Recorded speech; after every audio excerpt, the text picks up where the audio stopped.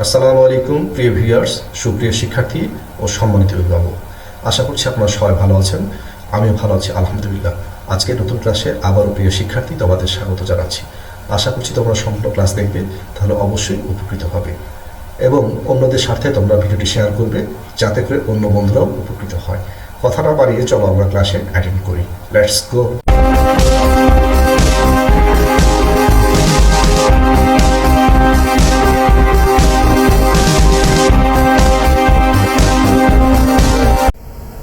অর্থ অনুসারে সেন্টেন্স কাকে বলে, উহা কত প্রকার ও কি প্রত্যেক প্রকারের উদাহরণ সহ সংজ্ঞা দাও।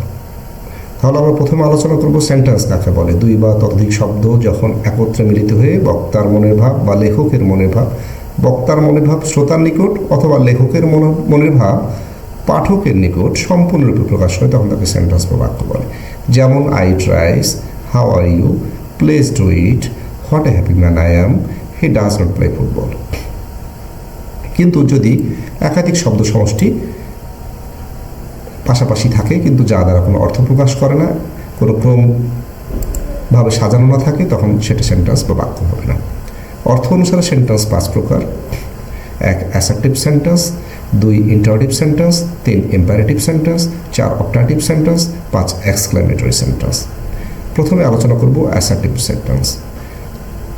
যে সেন্টেন্স দ্বারা কোনো কিছু বর্ণনা বা বিবৃতি প্রকাশ করা হয় তাকে অ্যাসার্টিভ সেন্টেন্স বা বর্ণনামূলক বাক্য বলে। অর্থাৎ এই বাক্যে হাবোধক বর্ণনা বা নাবোধক বর্ণনা করা থাকে। যেমন he reads the book, I do not go দেয়ার।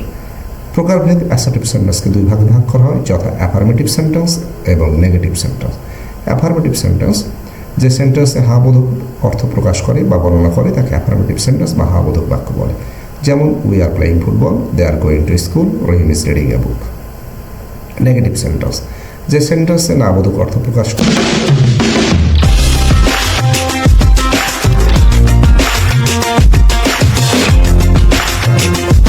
বা নাবোধক বর্ণনা করে তাকে নেগেটিভ সেন্টেন্স বা নাবোধক বাক্য বলে।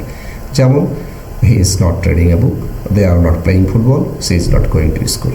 ইন্টারেটিভ সেন্টেন্স প্রশ্নবোধক বাক্য। যেসব বাক্যের সাহায্যে প্রশ্ন করা হয় বা প্রশ্ন জিজ্ঞাসা করা হয় তাকে ইন্টারেটিভ সেন্টেন্স বা প্রশ্নবোধক বাক্য বলে।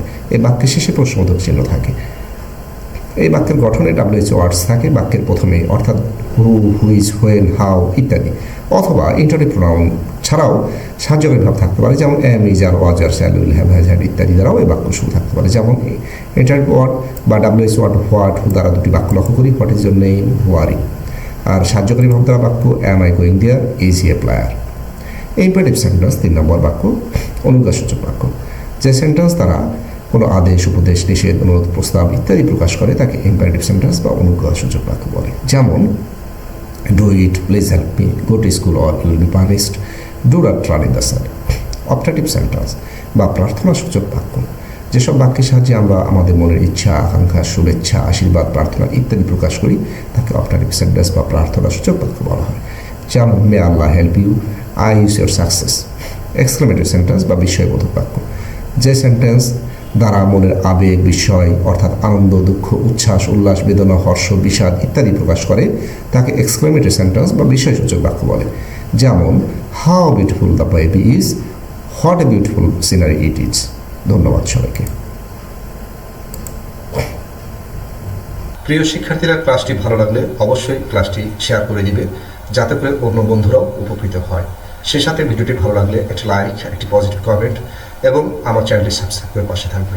ইনশাল্লাহ আগামীতে অতি শীঘ্রই তোমাদের জন্য অন্য কোনো প্রয়োজনীয় ভিডিও নিয়ে শীঘ্রই হাজির হব।